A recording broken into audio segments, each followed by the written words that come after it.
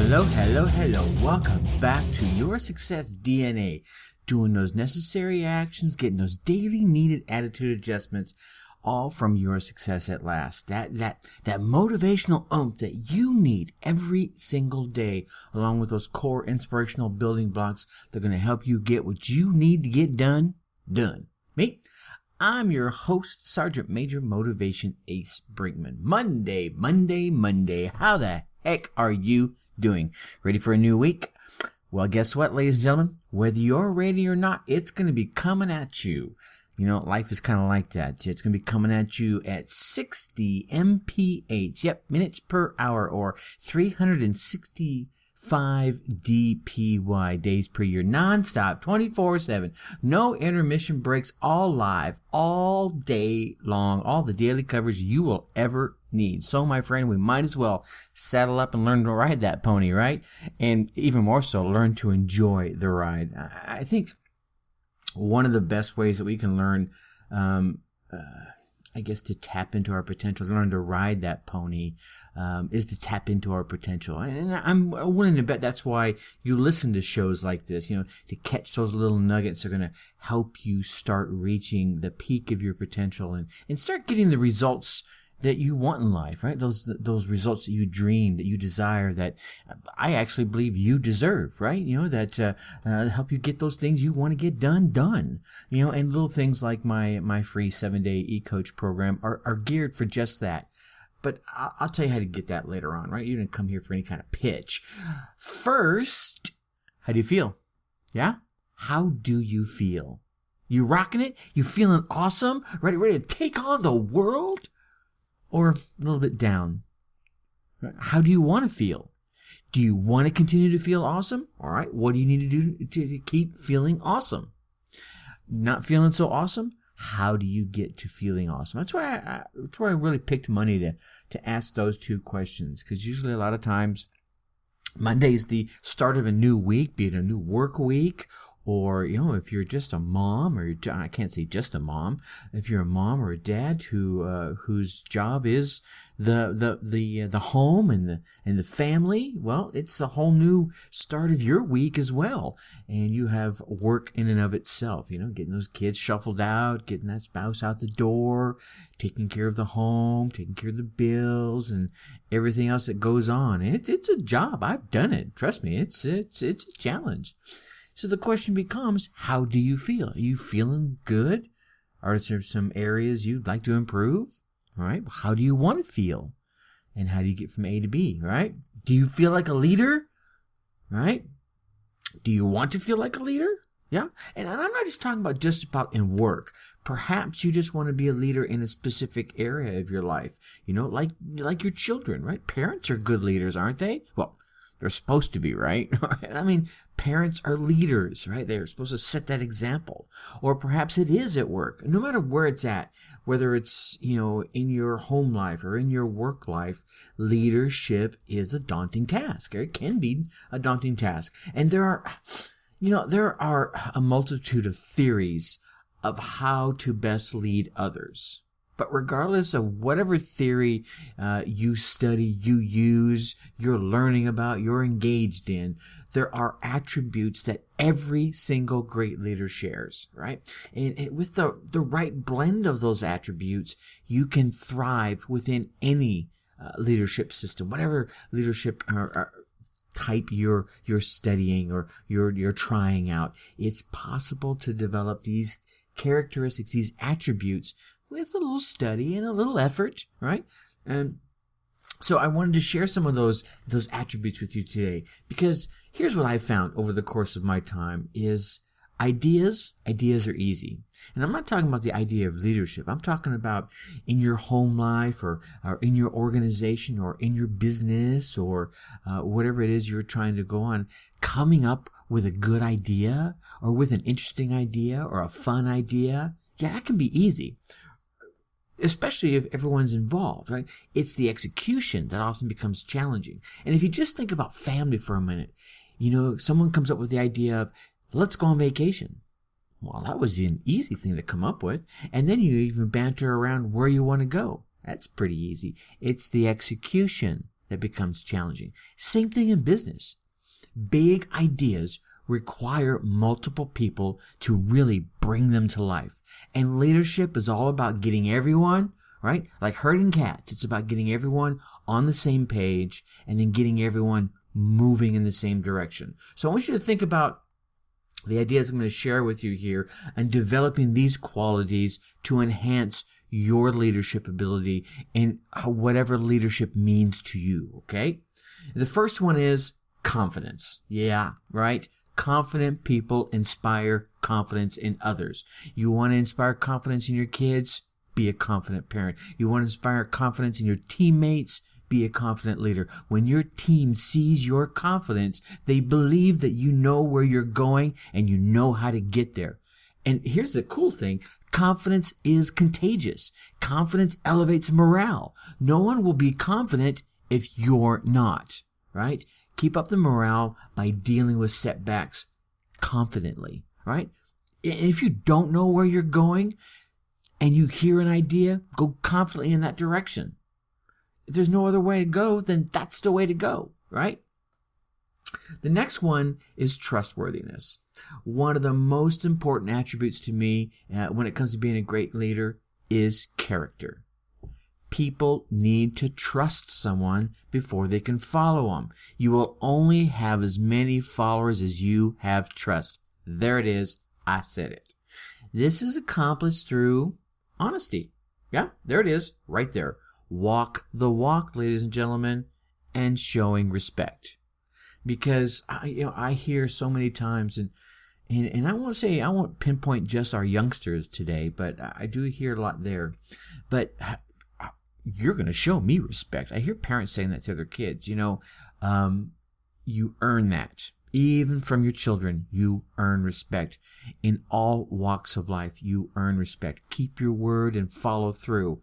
It's challenging for anyone, let alone a team in a business environment, let alone even a growing child, to look at you as a leader without trust, right? So it's challenging for any team to accomplish anything, any family to accomplish anything without trust. All right. Number 3 is enthusiasm. I love this one. Be enthusiastic about the task at hand. Be enthusiastic about your position, and be enthusiastic about every single opportunity to lead. No one on your team, no one in your organization, and no one in your family is going to be more enthusiastic than you are as the leading principal. That's it. It's just plain simple fact. See, if you demonstrate the type of enthusiasm that you want to see in your team members, in your family members, in your organizational members, if you demonstrate that, then you'll start to see it. Let everyone know that you believe in the mission. You believe in the idea. You believe in the direction you're going, and you believe in it with importance, right? You believe in the importance of that mission, of that direction, of the vacation, right? There's an importance to a vacation, right? It allows the family to go out and do things together, experience things together, right? And just bond, right? And if it's a mission of the business, let them know that you believe in that mission and the importance of that mission, all right? And sometimes, remember, a break is in order. Enthusiasm can wane, right? It can get a little rocky, get a little chinks in your armor if you've got that never-ending workload, right? Breaks are in order. And that's not just saying, hey, take vacation.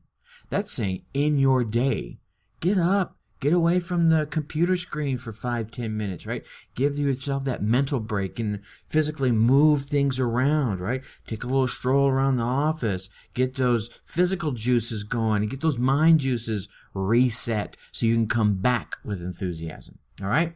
Number 4, steadiness. There is going to be obstacles, ladies and gentlemen. We all know it. We've all been through it, and it's going to happen again. And there will be times of uncertainty. You're going to look out there and say, yep, I can see the light at the end of the tunnel. I know that's the direction I need to be going. And then something is going to throw a little bit of doubt in your head. You're going to, right?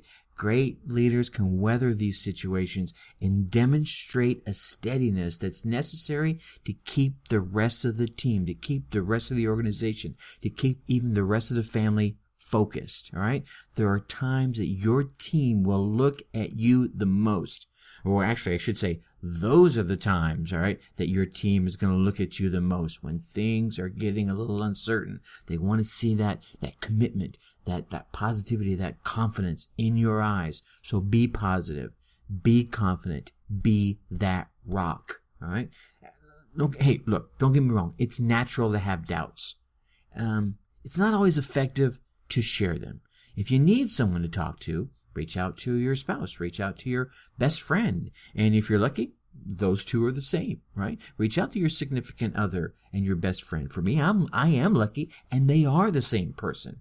But keep all that negativity out of the workplace. Okay? Okay, last three here. Number 5 is focus. It's easy to become distracted, especially, well, just like we were talking about here, when things start getting a little uncertain, when things start going wrong, okay? We want to learn to ignore the noise and stick to the relevant facts. There will be some folks that will come at you and say, oh my God, the sky is falling, the sky is falling. And this is what happened when the sky fell 4 years ago. Okay, well, I want the relevant facts from 4 years ago, because how much have things changed in the past 4 years, okay? And don't keep looking too far ahead. You might miss some of the obvious directional or those course changes that you can make right in the immediate, okay? So don't look too far ahead, but deal with the current situation and maintain your commitment. Focus can begin to creep when projects can drag on for long periods of time. So that's another one of those areas we don't look too far out ahead. When it comes to projects in the workplace, one of the things I found was very beneficial was returning to the mission statement and doing that frequently to keep your focus fresh. In meetings, a great thing to have is a parking lot. When especially if you can have one of those long meetings and lots of great questions are going to come up and lots of great ideas are going to come up, and because those can easily cause a tangent or even derail the meeting and cause long conversations. And I'm not saying they're not great conversations to have, but are they the purpose of that meeting? And if they're not, put them up there in the parking lot and come back to them later, so that when this meeting is concluded, and if there's time at the end of it, come back to it then even, all right? All right, number 6 is flexibility. And this comes back from the parking lot, right? And flexibility, here's the thing. Nearly anyone can hold the course, but only a leader, right? Someone with using those leadership quality can change the course without tipping over the ship. Right? We've heard the old adage, it's a big ship and we can't change the course quickly, right? It's going to take a long time to turn. Well, a leader can change the course and they can do it without tipping the dang ship over. So be open-minded enough to find those sometimes unique and elegant solutions that come along when challenges are faced, all right? When a challenge arises, you can find those cool, interesting, elegant solutions, all right? A few course corrections are the rule rather than the exception, okay? One of the things I would suggest is avoid confusing being steadfast with being stubborn, all right? It's important to realize when it's time to make changes and then when it's not time to make changes. So that's a leadership quality right there, right? Being able to define the difference between steadfast and stubbornness.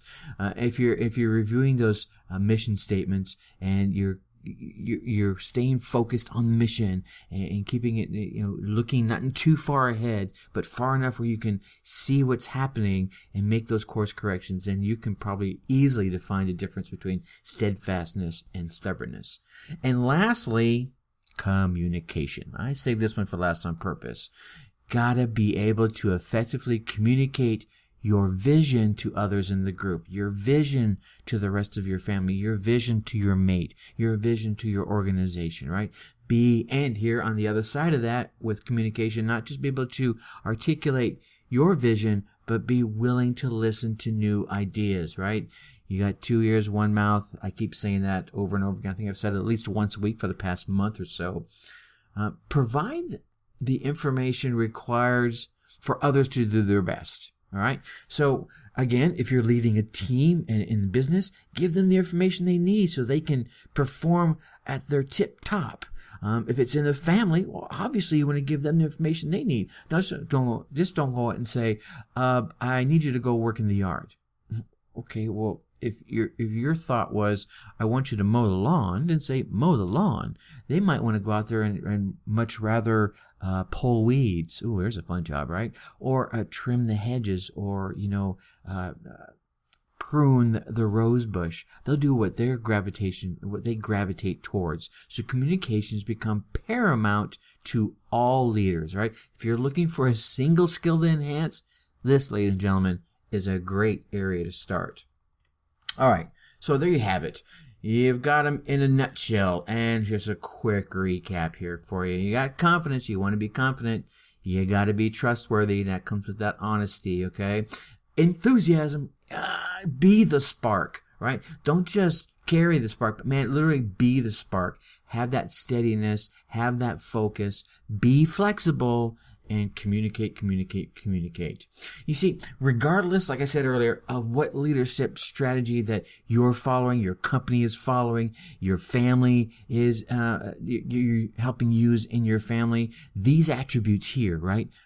They're going to serve you well. They're going to serve you well in every area of your life. Great leaders share many, if not all, well, usually all of these attributes. Learning to demonstrate these will not only enhance your leadership abilities, they'll also increase your power and your influence in all areas of your life. See, I think it's important before we exit out of here today is to remind you, like everything else when it comes to personal development, professional development, these skills, these leadership skills, they're not going to be learned and developed in a day.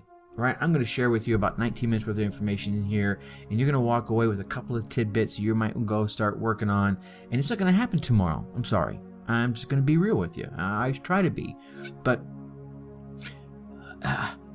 doing it over and over and over again, right, helps bring it to the forefront. It's like hone. It's like sharpening the edge of a knife, right? Oh, it cuts okay. You start sharpening a little bit. Ooh, it cuts better, and you get that really good sharp. And then the next time you go to use that knife, it's like, wow, that is really awesome. See, whether it be having a great idea, assembling the right team that brings the idea to life. Here's the thing. Finding those new and those unique ideas, well, they could be rare enough. Like I said, they're easy. Finding an idea is easy, but finding the unique ones are rare. But the ability to successfully execute an idea, any idea, let alone a great one or a unique one, is what separates those dreamers from the doers, and the doers from the leaders. So, however you see yourself, whatever age you may be, as soon as you make that exciting first move, all right, take that first step, you're starting to become a powerful leader. And here's the thing, when money's tight and the stress levels are high and the visions of instant success don't happen exactly the way you wanted them to, it's easy to let those emotions get to you, right? You can just feel them, oh gosh, darn it. They start getting to everyone else. Everyone that's also looking for you for that guidance. So, calm down, take a breath, right? Take big breath, right? Just go sa, right? Just like the old, what was that? Bad Boys, right? Sa, and remind yourself of the leader that you are. Yeah, you know you're the one. That one that's laying down inside of you, peeks his head out or her head out every single time that you need them. Now think about the leader that you would like to become. Even if that just means a good mom, or a good dad, or a good coach, or a teacher, or the CEO, or the manager of an organization. The qualities we just shared here, these are some of the qualities for every good leader. And these are the qualities every good leader should possess and learn to emphasize. All right? Okay, so with that, I mentioned the 7-Day E-Coach earlier, so I wanted to share with you how you can get your hands on that so that you can start reaching your peak potential. Just go to yoursuccessatlast.com, click on the banner, drop in your email there, and start what might be the most important week of your life. And tomorrow, we're going to talk about managing conflict effectively. And with that, I'm going to leave you like I always do. Think successfully. Take action. Talk to you later. Bye-bye.